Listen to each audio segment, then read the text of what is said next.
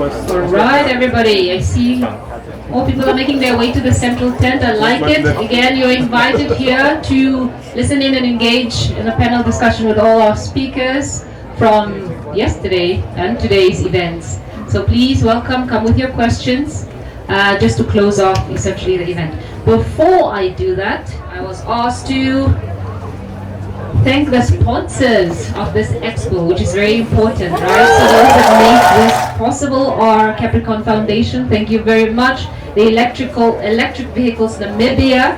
I think you've also seen their stand there. Hollard, Windhoek Hire Sales and Service. Nafsan, of course, well represented here. Alusheno, Namibian Nature Foundation. Taurus Maintenance. Namib Belgian Chocolates. I'm sure some of you have indulged yourselves. Don't be shy. Of course, Dagpreek for giving us the space, the environment to do this. Thank you very much. And last but not least, the Living Earth team, right? All the coordination that was happening here because of the Living Earth team. Thank you for that. Lastly, just some sponsors for the school kids program. So these help transport the school kids here.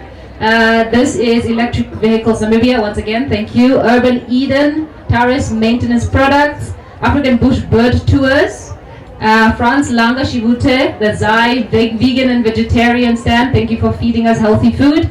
Omidi Plant and Farming CC, Siasto. So once again, thank you for making all this possible and bringing the kids to this expo, right? Transferring knowledge to the young ones. Thank you. So our next event, once again, is a panel discussion, right? In this discussion, we have really two main questions to our entire panel.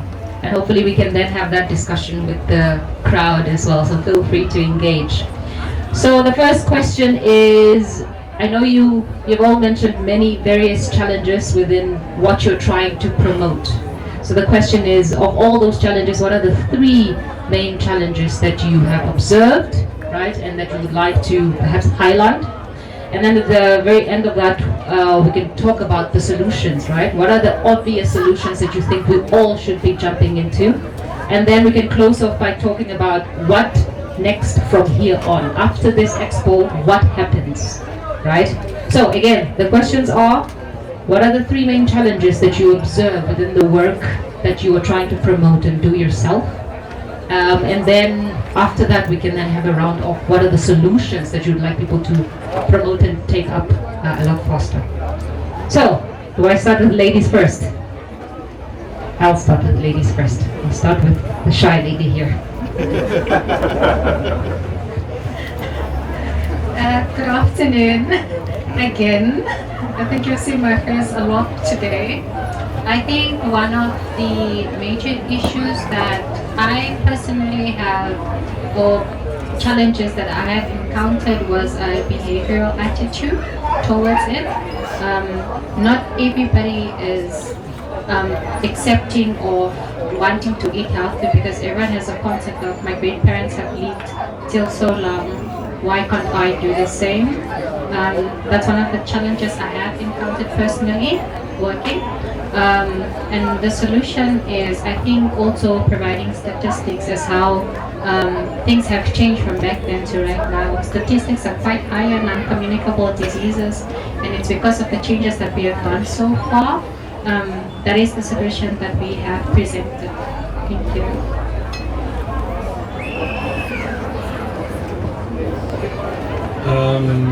Challenges. I think one of the key issues really is the access issue and the inequalities and the poverty. And I think that kind of highlights the need for us to work together on certain things. But to also make key policy changes, I think that is important. So one of the dialogues we had at our stand was about why sugar, for instance, is still subsidized, while we have an increase in non-communicable diseases that are overweight related. Similarly, the question around we need water for agriculture, I think that is clear. At the same time, we are considering very risky mining prospects, and that is something we really need to be very careful of. Where do we want to invest sustainably without that risk of poisoning or pulling back under the rug under our existence? So those are key challenges, I think, on a high level, and I think that is also where we as an organization look at how we can both support the civil society initiatives and organizations that are doing a lot, at the same time working out more partnerships, not just with government, but with the private sector. And I like what Ben used, that example of you can't remove a tick with just one finger, and I think we need 3 fingers. The one is government, the second is civil society, and the huge civil society, and the third one is private sector. So those 3, I think, can have a solid grip on the tick together. Oh, that's a tough one to follow. I'm glad you actually mentioned the prospect of having uranium mining in our southeastern part of the country, which I'm a resident of. And there's many small scale and large scale farmers. We live off the land, and much of the food that is consumed in Namibia and produced locally is actually coming from that area. But then also the small and vulnerable communities, the rural communities that are there that actually depend on this aquifer. You know, if this goes wrong, what is the risk? What do we do with these poor people that have so little? Who's going to rehouse them if the water becomes unusable? Critical question, and the decision makers really have a tall task and they have a responsibility for the next generations. If they have to answer to them, you know, what did you do? So that's one big challenge. Then as a movement as a whole, I think a big challenge that we are faced with is that we don't have that broad commercial support of industry. However, I'm really encouraged what I see here, what I've seen over the last year is that our movement is growing. It's representative through all levels of our society. Sorry, there Kundu always scratches my throat. But yes, I think the movement that we are growing is gaining momentum. We're in it for the long game. This is really something that we will pass on to our next generations growing up around us, and you know, let Namibia, the driest country south of the Sahara, be an example for the rest of Africa. Thank you.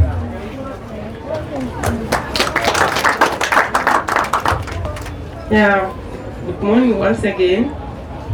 The challenge we are having, we are, like I mentioned earlier, that we are living in the informal settlement where we are using water from the tap. We are realized that, okay, we want to garden, but the water is expensive. That's why we bring the solution to use the clay water to grow our vegetable and watering our tree. And another challenge is informal settlements. There's a lot of people who are low income, and most of the people, they are not working in the drop of school, young children. So there's not even balanced food there. That's why we decide to make every house or every person maybe to know how to grow small vegetables, small food at her or his own house. That's why we are training them how to do it. And the last challenge, this is a little bit funny. Like, I stay here in Vitu almost 20 years now, but most of the time they learn just learning it. We hear thank Vitu the higher millimeter, but there at Capitula only few drops. We hear Kama because they are the trees. Like you guys, if you see, there's a lot of trees. Yeah. We also try now to grow more tree as possible for shade, and also we also want to attract the rain to come at our side. We want to make it from a settlement. It's a green forest. Thank you.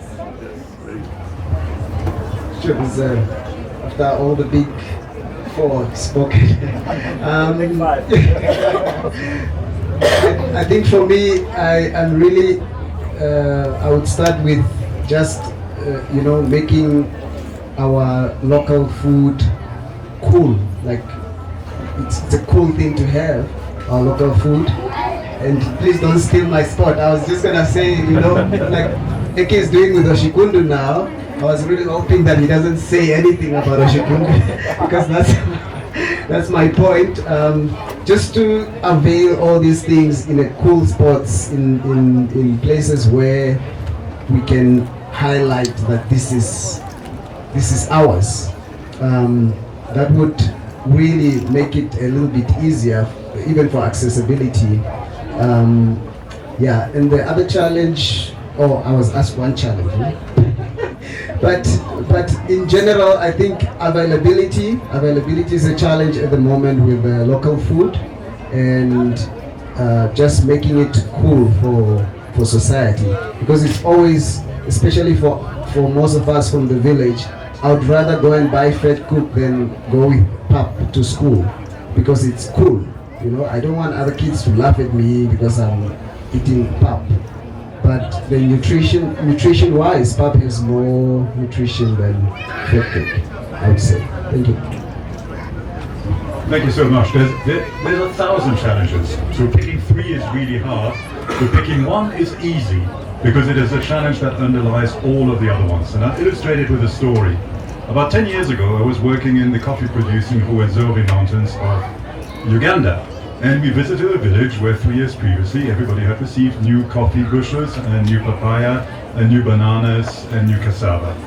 Everybody was poor, the coffee bushes were low, the leaves were yellow, there were only a few cherries on it.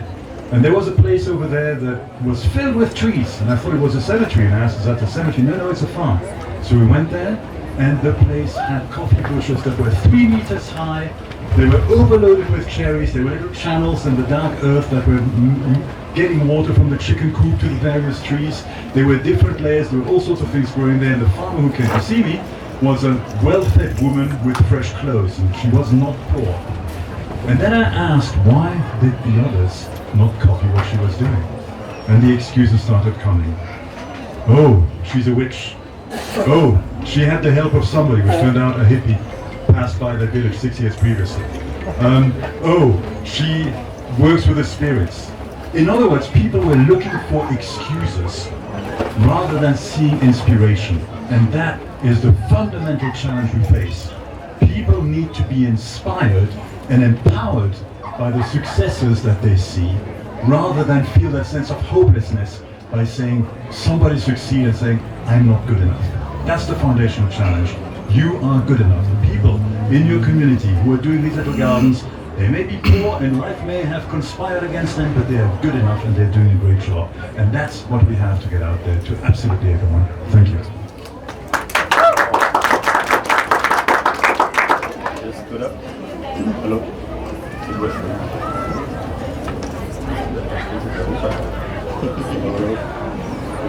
Hello. Hello.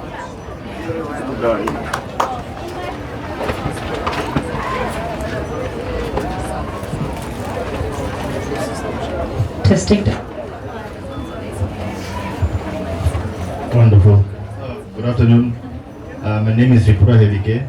I manage an organic regenerative agroforestry in Okakarara. And in terms of challenges, as Patrick said, there are quite many, but to mention one is doing it every day. You start to wonder, why am I doing this?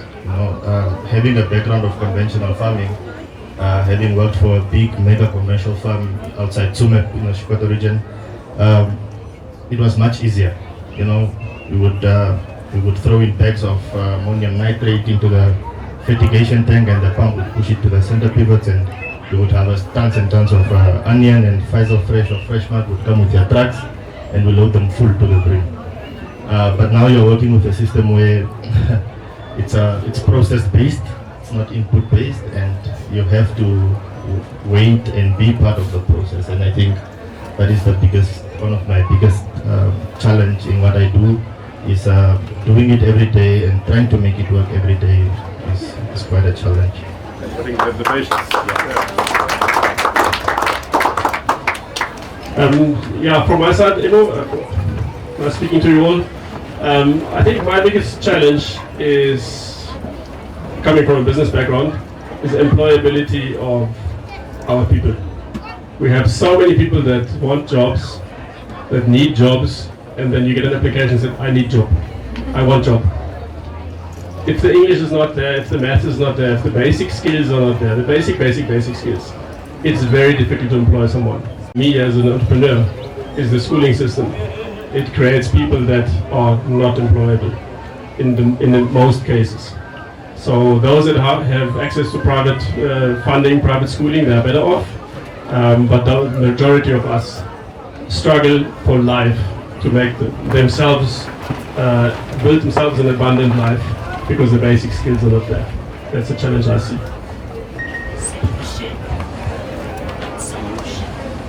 A solution? A solution, I believe, a lot more IT and a lot more local content. Most of us that are here, we learn from YouTube and we learn from wherever. I learn from Grant's channel on YouTube, but there's very few people like Grant that produce local content. What we learn on YouTube is from the States or from Europe or somewhat, and then we try to use those solutions and put them here. And then we fail, and then we say permaculture doesn't work, or organic farming doesn't work, or agroforestry doesn't work, but it doesn't work in our context because we made a lot of mistakes. So what we need here is a lot more examples of what works, and then get that content out, and then people can try and play. And then it doesn't matter whether you have the basic skills. If you can follow what you see, then you can build the abundance for yourself. Sorry, I think I did not offer a solution. Yeah. So it sounded like I'm complaining, but for you to do something every day, you need a reason. And if your reason is inspiring enough to yourself, then you won't have a problem doing it every day. So with our movement, with the whole regenerative farming movement, is that we want to leave the soil in a better condition. Not that we found it necessarily, but just in a better position for the next generation, and that is essentially why we do what we do.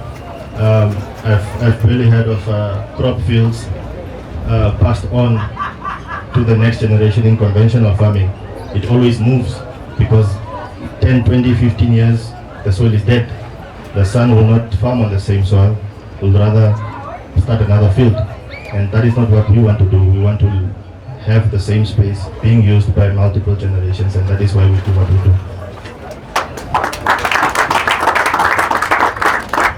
Okay, good afternoon everybody. I'm Grant van Merwe from GNA Services. I'm actually a part-time permaculturist and work full-time in the mining industry.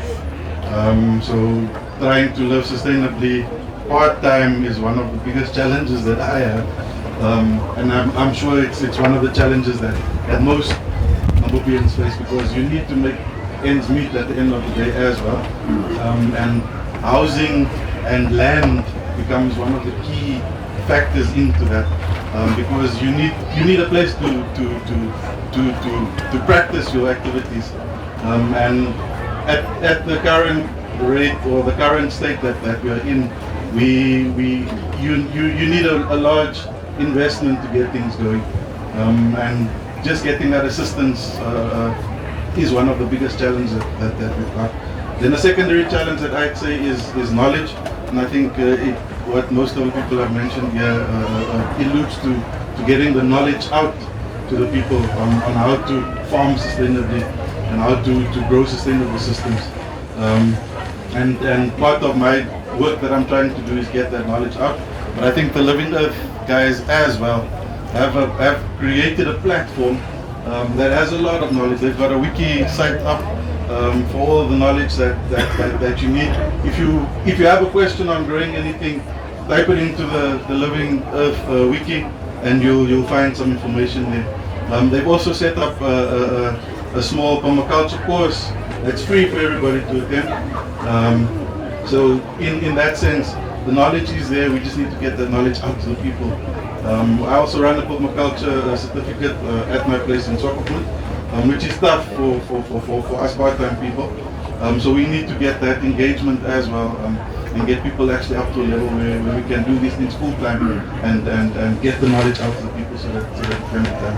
And I really believe that we can turn the situation in Namibia around. What is another critical consideration for Namibia, but the knowledge is there on how to manage water systems and how to grow water systems. There's a lot of people in the audience as well that I can pick on and say that knows a lot about harvesting water and getting water to work for you instead of trying to work against the systems that nature gives us. So yeah, we are on the right track, but I think there's just a little bit more push that's needed from everybody. Yeah.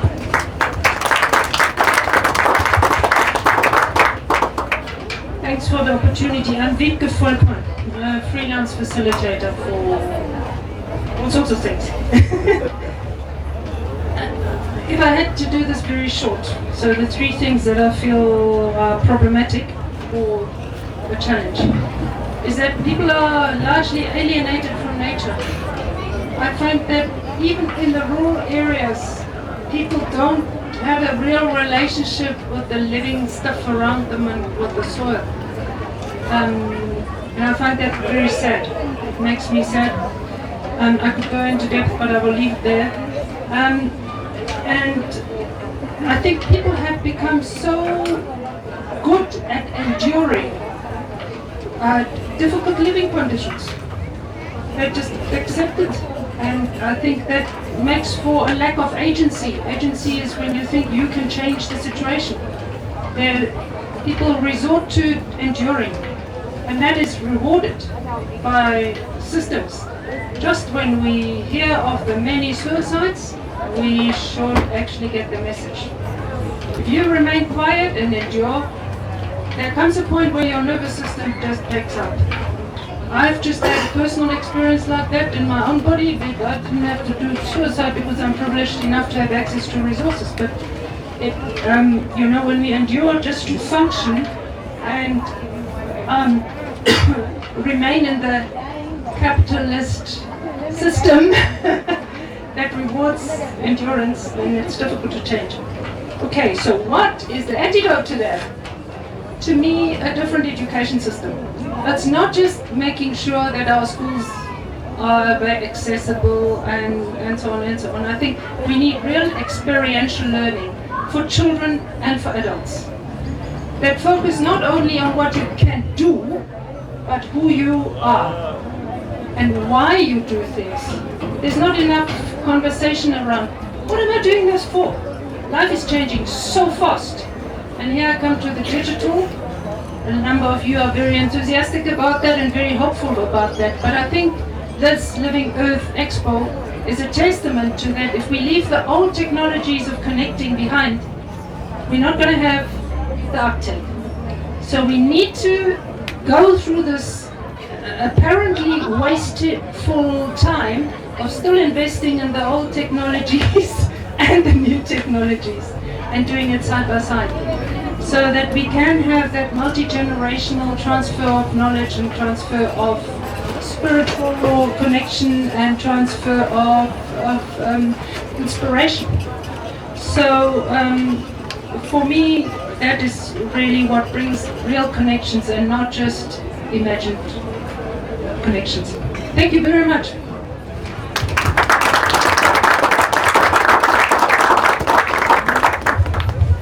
Thank you to our speakers. Maybe we open the floor for some questions, some comments. The panelists have their time to talk about their challenges and solutions. You're free to also mention yours, and we can have a discussion. After which we'll then close off by essentially discussing what next from here, right? What happens after the expo. Thank you. I happen to be the brother of the previous speaker.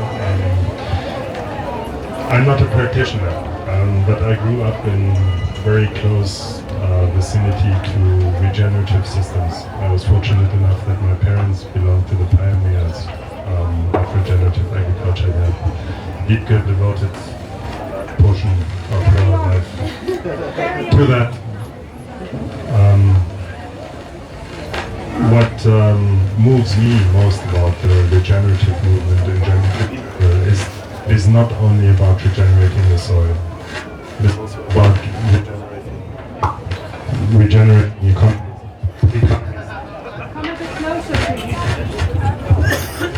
It's also about regenerating societies and economies. And I think that gives me great hope about this movement, because I see that that can also be a huge bridge builder between all the different segregated portions of our society. And I wish to emphasize that. And I think that is what the Living Earth here is quite unique in bringing that to a broader public attention. And I hope to be a participant of that for the next years to come. Mentioning energy. If you do subsistence agriculture the old way, like 100 years ago, meaning you have a hole and a few other things, but no extra energy outside, you need 80% of your total life energy, everything you can put in to keep yourself alive. So if somebody of my tender age would want to have a pension, I would have to have 5 children for myself to give me 20% of the energy each, and 5 children for my wife to give her energy. So if we want, and we talk about industrialization and development and rural-urban migration and what, if we want to lead this country into a sustainable future, we need solar-based or renewable energy-based. There's also bioenergy and wind and other energy. So renewable energy-based, decentralized, small-scale energy system. We need to stop thinking that we can emulate the European system. The European system of energizing and industrializing has led the world to the brink of extinction. So how can we, open-eyed, try to go the same way and think it is progress? If we want to develop Namibia in particular and Africa in general, and I'm 100% sure we can only do that when we make energy a common goods, and when we enable people, for example in rural areas, on farm base, on house base, on village base, on community based, have their own energy supply. And like this expo shows, we have the knowledge, we have the infrastructure, we have the experience. What we don't have is the political will to go that absolute necessary step, which will lead to better life, better food for all.